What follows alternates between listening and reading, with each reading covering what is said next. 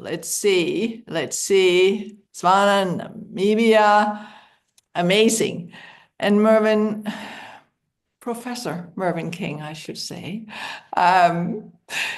it's a true honor to be here with you and to have to talk about my new book, The Future Boardroom, How to Transform in Turbulent Times, with a person that have authored books, the King Code, all of these different things. So, Mervyn, this is truly so grateful that you and I can do this now.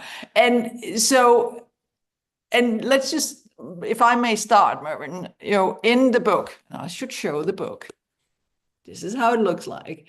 And I just looked, and Mervyn King is probably the person that is referenced most in the book, with all wise words from just a few years, right, Mervyn, of experience.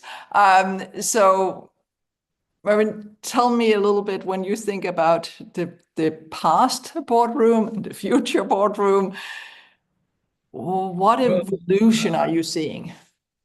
Helle, first of all, congratulations on your book.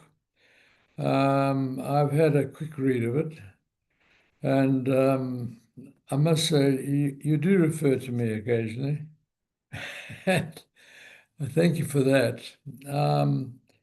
But you've got what I believe is essential for modern governance, that it should be outcomes-based and not a mindless sort of tick box, rules-based situation.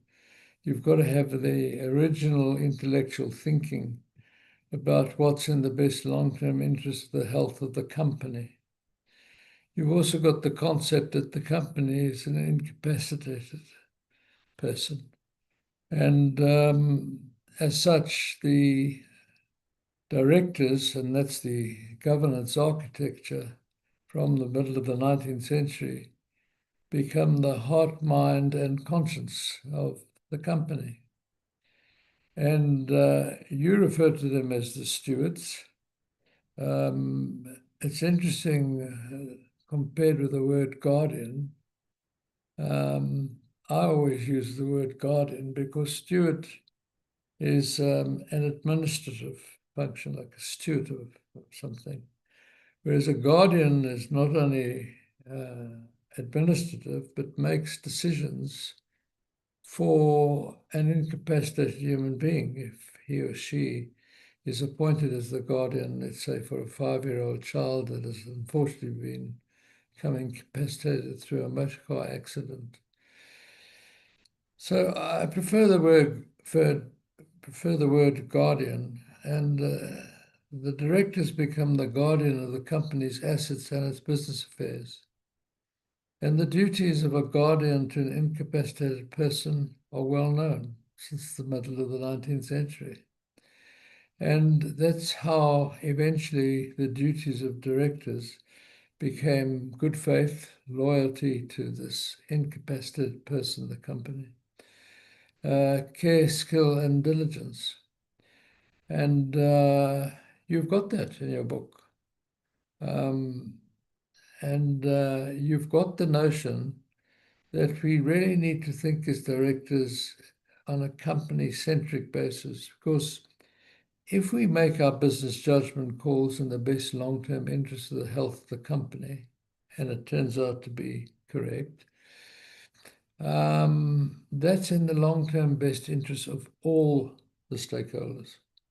So to be company-centric is a very inclusive concept because it brings the stakeholders together. We went through 100-odd years of the primacy of the shareholder, and unfortunately, we know the consequences. We know the consequences that planet Earth has become degraded, that it had adverse impacts on society. I remember as a senior counsel, a King's Counsel, as known in the Commonwealth, appeared for a client that was charged with the crime with manslaughter because his workers in his factory used to clock them in, and to get the 8 hours out of them, they weren't allowed to leave the factory. So he locked all the doors, and there was a fire, and 3 employees were killed. That was the mindset of directors and owners in those days.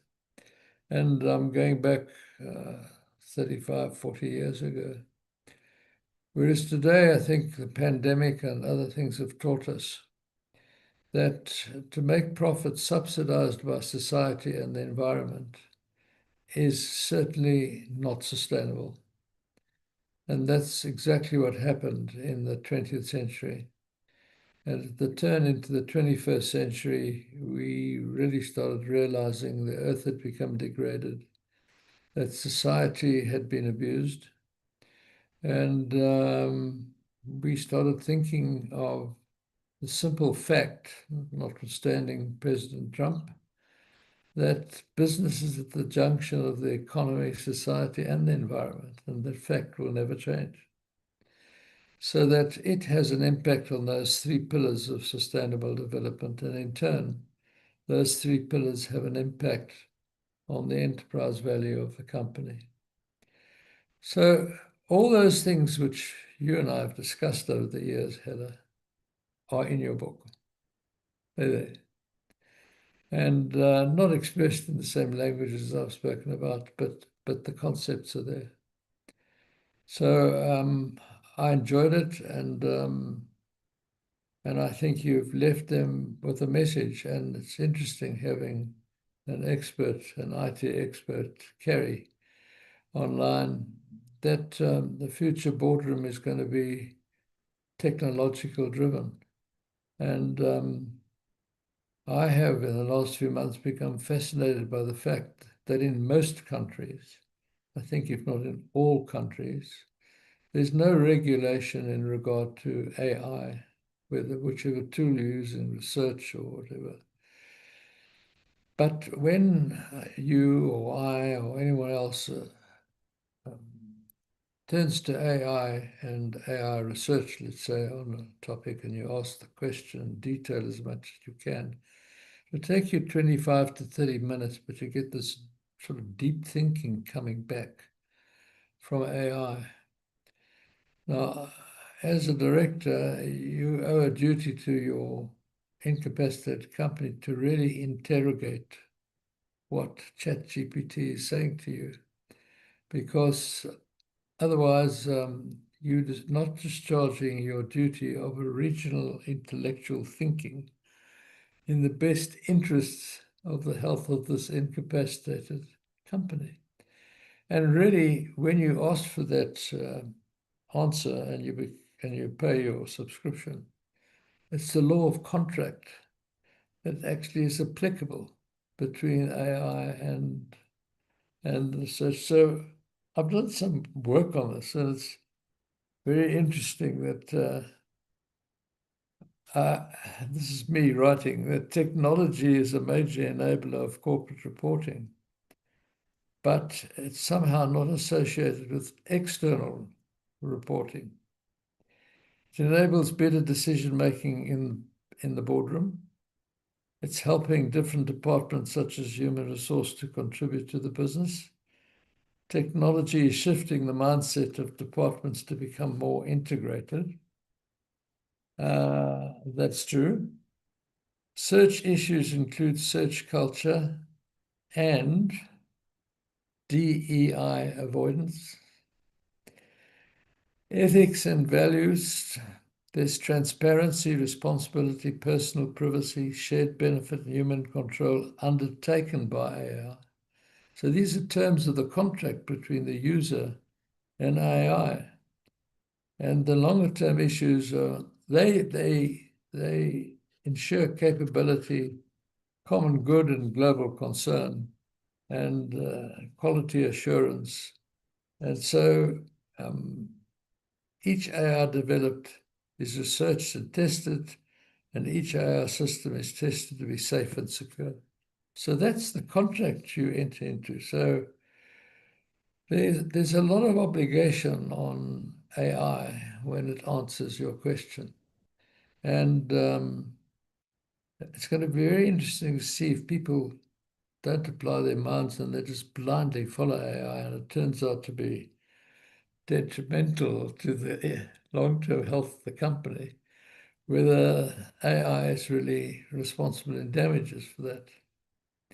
So the new boardroom, the boardroom of the future, is going to be technologically driven.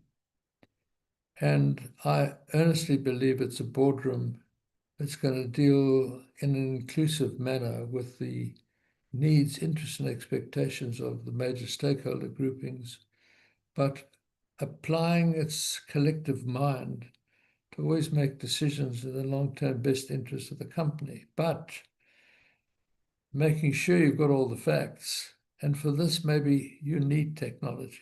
So just ask the very question of the issue that the board is considering to ChatGPT research, get an answer, but interrogate what they're telling you. So that's my thinking at the moment. And that's I want to write about it, but you've picked it up in your book that technology is critical. But yeah. I just wanted to emphasize that it's the law of contract actually takes over. Right. And let's, I mean, you're so right. And so let's investigate this a little bit more. And I remember, Mervyn, I think you say also in the book that you cannot delegate. Well, you can delegate you kind of like some of the work, but you Not can't. abdicate responsibility. Exactly. And there is a chapter in the book called Technology, Master or Servant, and where I start with kind of looking into the future and say, in the future, we will meet at the board table and everyone will just actually not talk to each other, but to the bot that's in the middle of the table that know everything and also can put, you know, the minutes together and everything else. And then the question is, who is actually making the decisions? And that really having the conversation around the boardroom table. And that can be hard when you kind of like know that the whole world's inside the ChatGPT or whatever AI you're using. If your mind is saying, that's something that's not right here. So, Mervyn, can you share a little bit, because I know you also have tips and tricks on how do you ensure that people are actually not just looking at what they're getting out of the machine or being that Google or anything else, but actually understand the subject matter and understand it enough to really say yes or no to whatever that's being discussed. That a lot depends on the chair, of course, in that situation. And I've always employed the following as the chair of companies, that when there's something that's critical to the company and we need to make a business judgment call as a collective mind, I'll always ask one director, Helle, who I know is acute in this area, which we're going to discuss. And I would ask you to go into the matter. Have you read your board papers, Helle? Yes, I have. And you see the management has reported some 30 pages on this issue. I want you to go into it in greater detail, Helle, because when we come to this issue on the agenda, I'm going to ask you to start the discussion. So by that, I make the discussion more informed. And having discussed it for 45 minutes, I'll go around the board and say, I think the board is inclining to decision ABC. I get nods all over the place, and I say, well, is the decision ABC? And they will say, yes, Chair. I will go to one director, let's say it's Kerry, and I will say, Kerry, why did you vote yes? Explain to me why.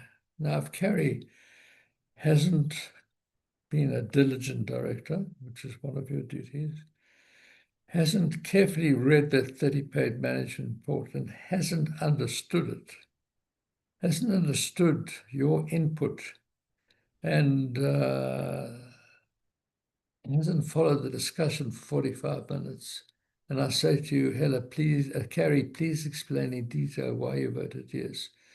Carrie could sit there with 2 rows of teeth, very difficult. And boards start learning that I actually asked that question. And you sit there, and I find that boards that I was chairman of didn't, you find boards sometimes the debate goes on between 2 directors at the end of the table instead of through the chair. Well, when you get control of your boardroom, that doesn't happen. So that's important. But all the board, any board has to learn is having made a business judgment call that 4 years later turns out to be harmful to the company. And people suggest that the director should be sued for damages. Well, it's the company that sues through the board. So assuming the board says no, because you don't think you acted incorrectly, well, then there's a derivative action where the complainant can sue as if he or she is the company. And you and I as directors can rely on the business judgment rule. That's our remedy. And what does the business judgment rule say? Well, it came out of Delaware in the US. It says that, well, honest directors like Mervyn and Helle, they've got reputation as good directors. And it's completely inequitable that having honestly applied their minds and believed this was it's a rational business decision at that time, that they shouldn't be held liable. So the criteria for the business judgment rule to kick in is that we had no interest or conflict in the issue, that objectively speaking, we had all the facts to enable us to make the decision we did make. And thirdly, looking at it with the wisdom of hindsight, it was a rational business decision at that time in those circumstances, not the correct one, the rational. Did we have all the facts? Well, I can tell you now, in 4 years' time, when they look at it, it's certainly going to be looked at through technological eyes as well. So we had better, in making that decision today, ask ChatGPT research to give us an answer, because when in 4 years' time we get sued and we rely on the business judgment rule, we will say, you and I will say, and in addition, we went to ChatGPT research, and this is the answer we got. And we really interrogated the board, and then we came to this conclusion. Because we haven't done that, the question is going to be asked, did we really have all the facts before us? Because technology will even improve in 4 or 5 years' time more than it is now. So once there has been a case where the directors have relied on a business judgment rule, and it's a well-known matter with well-known people like the Royal Bank of Canada, let's say, and its directors, and it becomes known around the world, this issue that the business judgment rule was applied in the interest of the directors, and they had used technology today, and I'm talking now 4 years in time. So boards will learn that they have to apply technology, but have that original intellectual thinking and really interrogate the matter and the issues before them. But whether you and I had relied on all the facts available at the time is going to be looked at in the years ahead when there's harm to the company through technological eyes. So that's the board of the present for the future. And I can't help thinking about, and you're right in terms of judgment call, and we have seen over the time that we are looking with our glasses of today on issues X number of years back. When I say to people, hey, it's not that long ago that you can deduct bribe, people go like, what? Or when we could smoke in the airplanes or other things, right? So we have that knowledge of today that we then using the judgment on what people did in the past. And you're so right also to look into the future. But we are in a situation right now where I think everyone would say that it's turbulent, that no one can look really around corners and see what happens with tariffs and with nature. And so how do we ensure we as directors have done our duty and gotten the information? And also, Mervyn, if you think about the systems are based on what information that people have been putting in over the years, and it's been trained on, I was going to say old data. And so the scenarios of looking into the future, how do we square that?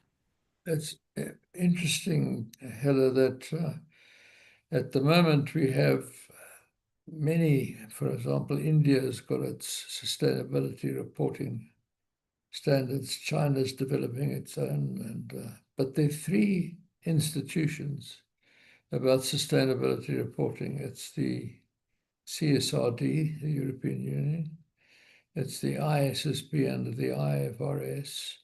And it's GRI, of which I disclose I'm Chair Emeritus, and I was the Chair of GRI, an initiative we started and it became known as the Global Reporting Initiative. So we've got these three critical institutions, I think the three main institutions on sustainability reporting. But there is a compliance panic happening at the moment with limited liability companies around the world. Firstly, most of them have not done sustainability reports. Now, all of a sudden, I think within the next 2 years, it will be mandated right around the world. What standard is used is another question. But there is this panic amongst directors about how do we source this information? What are our data points? And so the board has to think completely differently, because you've got to include now this information. Let's say we're following the CSRD standards, which is double materiality, inside out and outside in. And we have to think how that is integrated with the financial. So integrated thinking has become a global force. I don't think there's many limited liability companies around the world that still thinks in silos. You have your human resource department, and the people don't even know those in the financial department, and so on and so on. Because we know operationally these things have actually been integrated for decades. And so integrated thinking is a Bastille that has been stormed. And no one, not even President Trump, will change that, I'm afraid. So you've got this integrated mindset, and it's inclusive thinking. And you make this point in your book as well, that really you've got to have inclusivity. Now, this doesn't mean that as a director you owe duties to stakeholders, because I think the mistake of certainly of the 20th century, was believing that we owed a duty to the shareholders. And we thought of them as the owners of the company, although they had none of the attributes of ownership. If a shareholder took a pen out of the company, it's a theft. And so having none of the attributes of ownership, we were quite incorrect in thinking that our duty was to increase profit, increased dividend, increase share price, and we were a good board, and we had a successful company. Well, so stakeholder capitalism, I think, is an unfortunate phrase, because it sounds as if you're trying to make decisions in the best interests of stakeholders, and really you've got to make best interest of the health of the company And through that, you inform your stakeholders, inclusively of everything, not just the shareholders, for example. So the board of the future is that. And you bring that out absolutely, that sustainability and inclusive thinking is critical for boards of the future. And at the same time, and you mentioned it before, I mean, DEI, and as you're saying, we now have integrated thinking. I agree with you. Their companies do no longer operate in silos. And then again, from a global perspective, DEI looks very different in South Africa than it does in the US, than it does other places. And where at the moment now, some will say, well, that's illegal, one place, and it's you comply with another place around the world. So for companies with a board that not only in one country, but a global company have to oversee all of that, what's your view? Is that simply saying what's the values? How do we bring the value to of this company so this company will sustain for the long run? Or how should they deal with things like that? Well, when we talk about value creation, it has to be in a sustainable manner.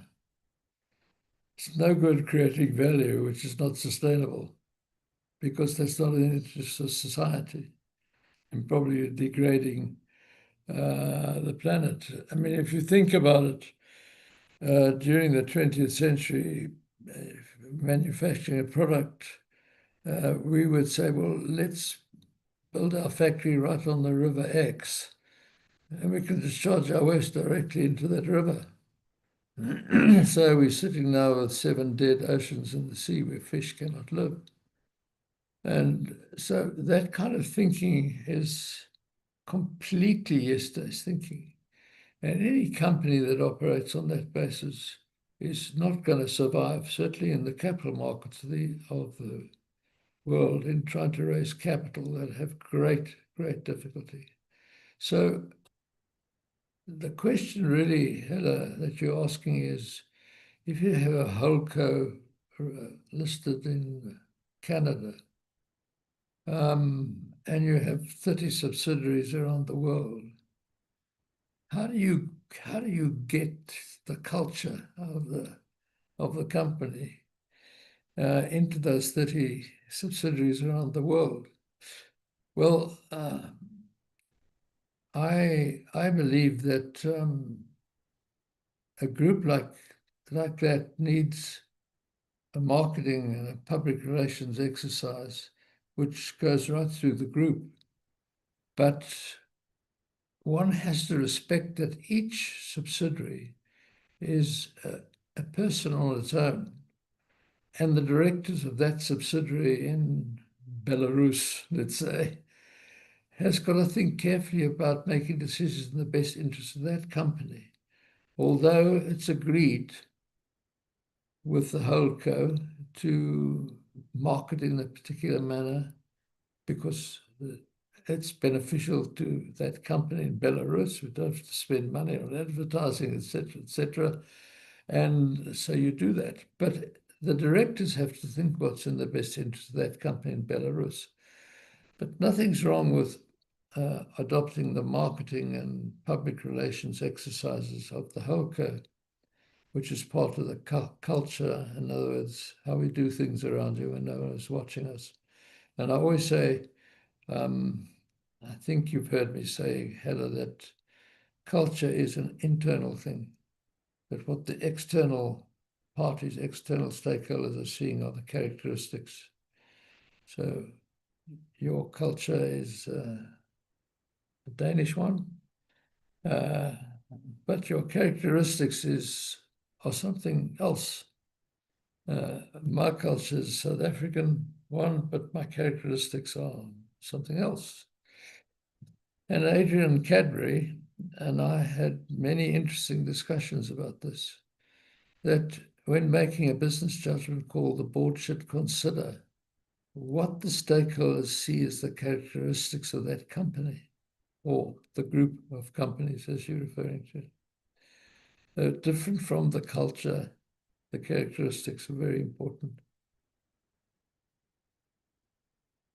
That is wise words. And it also goes to one of the things I'm also discussing in the book is the purpose. We're talking a lot about, well, what's the purpose of the business? But I mean, I think you and I also talked about this before.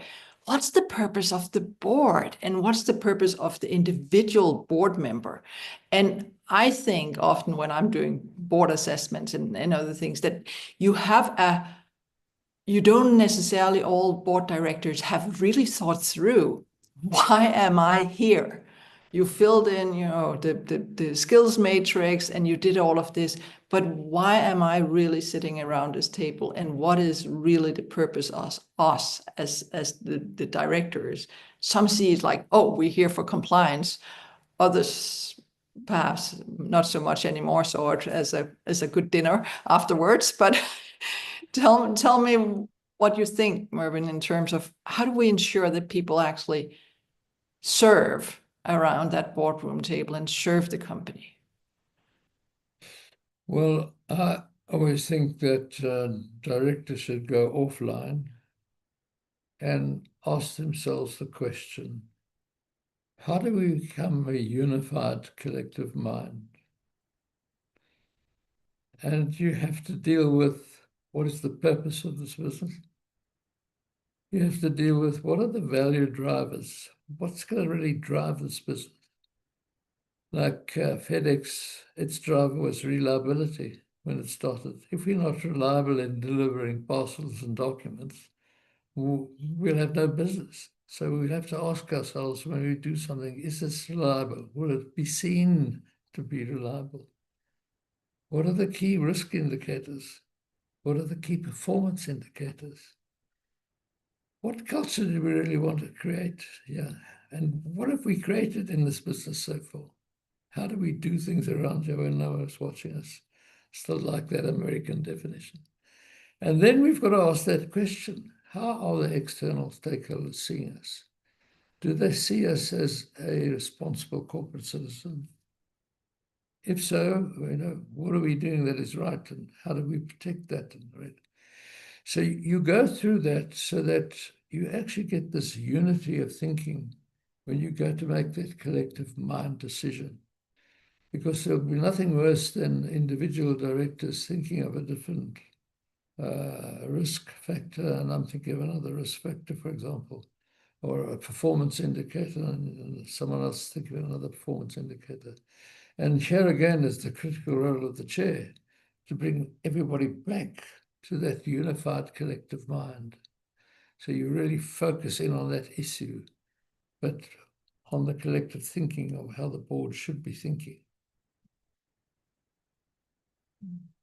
And, again, I can't help thinking, go back in time. It was like I met you out on the golf course and I said, oh, Mervyn, do you want to come and sit on my board? And probably I would have said sit at that point. And now I argue, well, you do not sit, you serve. There is a role. How do you see we are recruiting the right board members in the future? How do we ensure we get that insight we need inside the boardroom table? Sorry, Helle, 1 sec. Sure. Switch that inverter on for me. Sorry. No worries. I'll make sure my inverter is on because I think this is power failure coming. That's a good one to ensure. So should I carry on? No, so I'm just thinking, how do we ensure we get the right board members, both of today and in the future, into the boardroom? And let's face it, it's getting more and more risky to serve around that boardroom table. So how do we, I will say training and I will say all of those other things, but it's also almost having a call for serving the company and ensuring that that company will be left in a better place when one leaves the company than when one's founded. But how, Mervyn, if you think back in times, how will you get those right people into the boardroom where people know each other and have good networks and want to, be friends as well? How do you square that? Well, I'm old enough to remember what I call the gin and tonic brigade. They used to come to board meetings for their gin and tonic and actually slit up in the envelope and take out the pack at the boardroom. Now, this is a fact. And it was seen as a sinecure that you got a board appointment. And you sort of sat back and got your board fees and didn't really participate in it. And usually it was family connections to a controlling shareholder that got this kind of appointment and became a member of the gin and tonic brigade. Well, you cannot do that today, certainly not with social media around, certainly not with communication as it is today. So that we are being looked at differently. It's fascinating to me that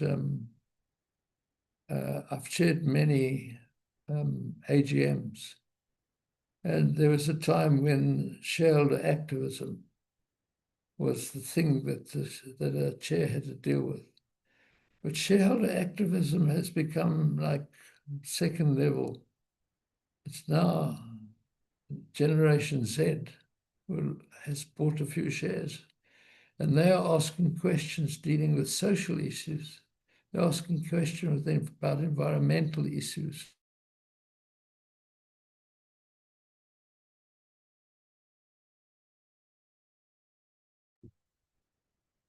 I'm not sure if it's just me. Yes, what happened was his power is switching over from the inverter to the from the mains to the power. But if you want to tell us a little bit more, Helle, about what you say in your book around this topic. I'm happy to. And I think it is a question about ensuring that we have those right people around the boardroom table. And that's not only saying we need to have new people in, it is also ensuring that those around the boardroom table now have the insight, have the foresight. And I believe the global network to really understand what's happening and therefore can ask, as Professor Mervyn King is saying, all the right questions. And we are in a situation now where there's so much that's just hitting us from, all different, if that tariffs or is that nature, or if that, what do we do in terms of circularity? What do we do in terms of other things? That's combined with also how do we as individual board members, our collective we, and it's not Mervyn King that says that, but I think it's Gopal Krishnan in the book that says sometimes it's going to be the competitive board members, right? Where it's kind of like, I need to show that I'm smarter than the one sitting next to me. So it's not us as a collective boardroom, but it's let's me show, and that's just waste of everyone's time and money, for the company's money as well, right? So we need to, in my mind, start having that transformation to the future boardroom, where we understand what is really not only the purpose of the business, but also the purpose of the board. What is it that I bring as a director? What does others bring as directors around the boardroom table? What are the real questions to ask? Of course, we need to have the compliance, but I think we need to talk a little bit about strategy, a little bit more about strategy before we start doing have we done this, and compliance. Of course we need to. But again, there is where probably AI can help us a lot in terms of that.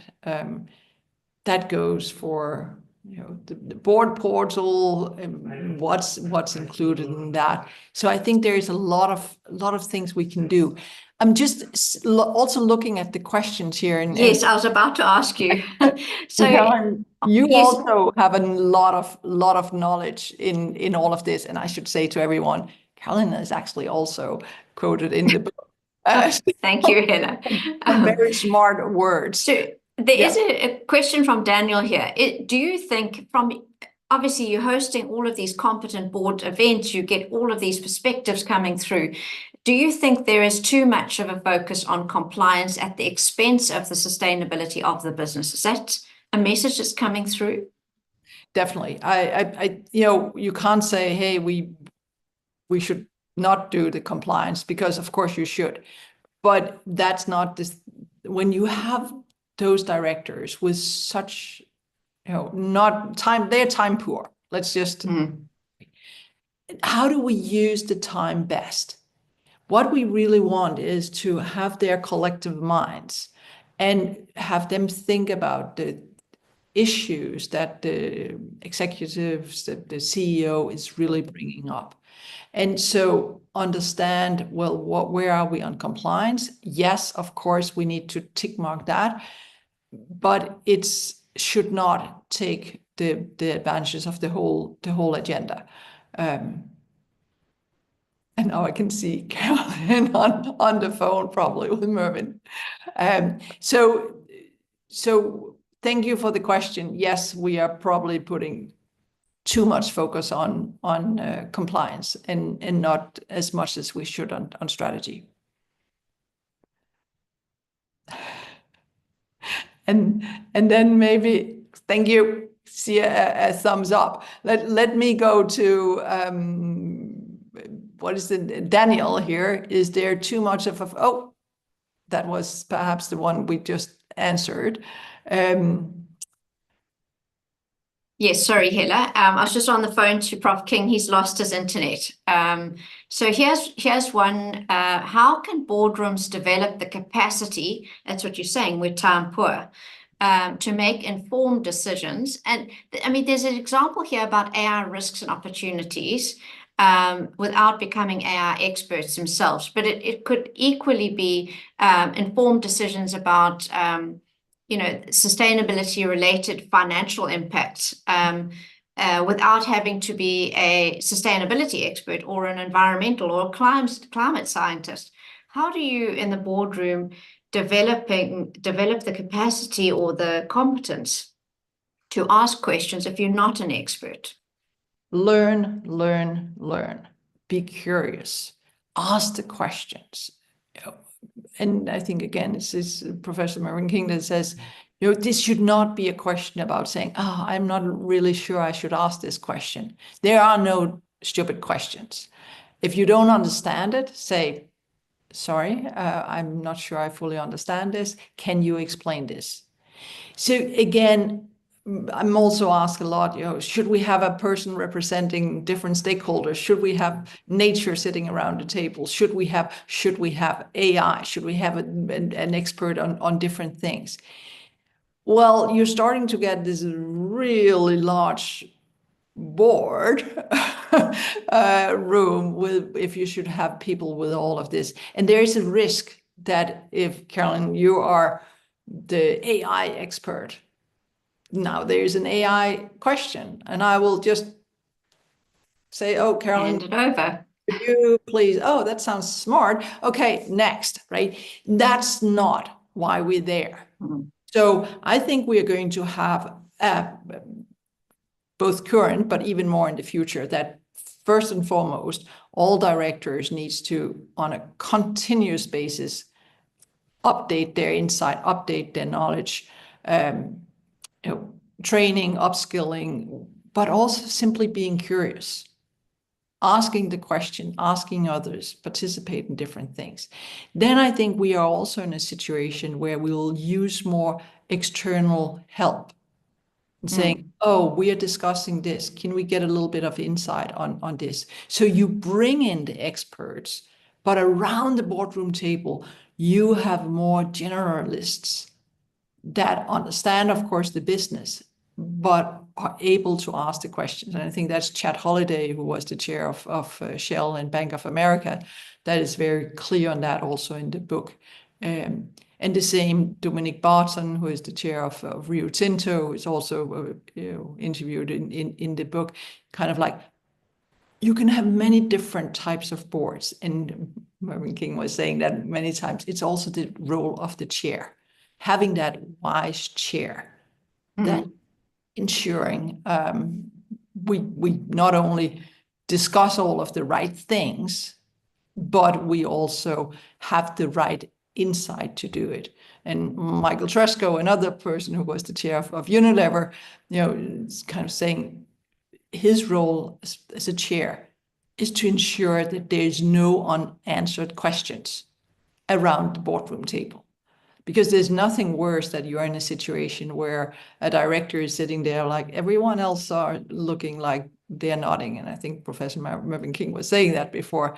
And then, well, if everyone else is nodding and saying yes, then I have this question sitting in the back of my mind and I have not answered it or asked it, right? That should not happen. But of course, we're also in a situation where we don't have all the time in the world. So we need to have that chair that understand how do we get the information from all the different directors? How do we get to consensus or not consensus? Good to see you again. Prof King is back. And I think, Helle, you've answered that other question around the need for AI-specific roles or committees, similar to audit or risk committees. As you're saying, if we were to do that with every single aspect of all the critical business issues that we're starting to face these days, you would have so many committees. But anyway, so let me leave the conversation over to you, Prof King, and to Helle. Yeah, and I think, I mean, just on the question we had before, and in one of the chapters, and I'm just looking it up right now, I have like 10 C's, and the chapter is called Competence, Curiosity, Courage, and Compassion. And I think that some of these qualities that we need also to see in board members, and this really being curious and having the critical thinking is one of the C's as well, is important. And the collaboration that also you talked about, Mervyn. So we answered a few questions while you were, I was almost going to say, not with us. I was in the ether. Yes. So another one of these C's that I have here is conscience, compassion, courage. And I'm not sure we're seeing as much as some would want to see of that at the moment, because everyone is focused on how do I survive the next quarter and the next potential tariff.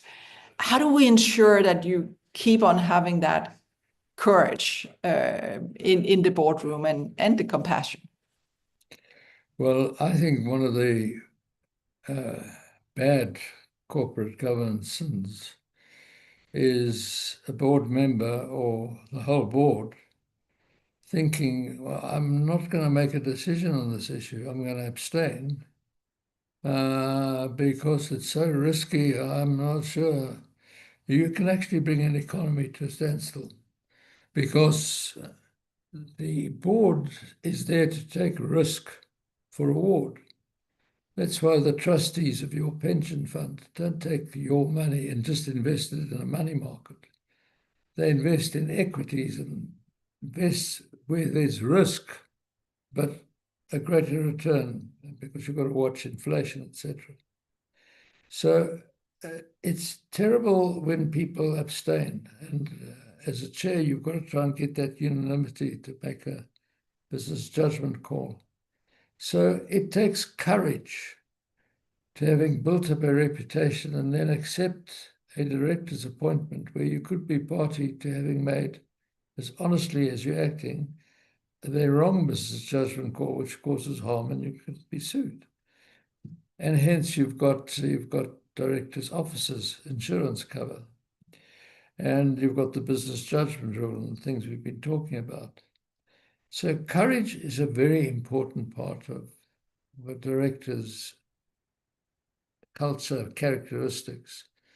And collaboration is critical. It's very interesting to me that SDG 17 is about collaboration. Because without collaboration, you're not going to achieve those SDG 16 issues. You're not going to. And I think we saw that during the Corona era, the COVID era. I coined the word coronanomics, that to me, it was a board had to act with compassion to realize that there'd be such an adverse impact on your stakeholders. But the stakeholders had to understand that there'd been an adverse impact on the company itself. So you needed a lot of compassion to survive, to remain intact, so you could come out of that nightmare and start thriving again. But if the board doesn't have that compassion to really say to stakeholders, well, I realize you've suffered hardships, but I understand I've also suffered hardships. So really we need to try and, because the important thing is to survive, because if during the pandemic we'd sold assets and we'd lost human capital, I mean, when we got rid of the pandemic, imagine trying to put that together. Well, very difficult to get that human capital back and buy new machinery, plant machinery, for example, whatever it is. And you would have, during that period, have got very little for your hard assets. So one needed compassion, collaboration, courage during that period. And that shows that these are qualities of a director, and the pandemic showed it. Yeah, and I think at that point said, it might be that cash is king, not your name, but care is queen, right? That you need to care, and if you don't care for your suppliers, your employees, customers, why should they care for you after the fact? I can see a question coming in also from Joyce Cacho, who is also actually in the book or quoted in the book. And Joyce, you say here, learn. How can AI LLMs to ensure their biases do not put your board and company cultures at risk?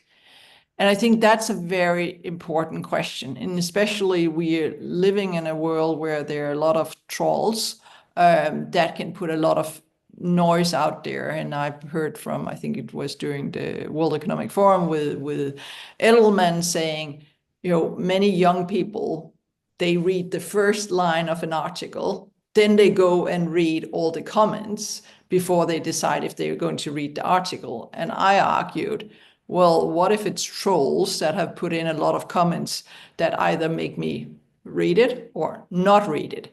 So there's a lot of biases out there.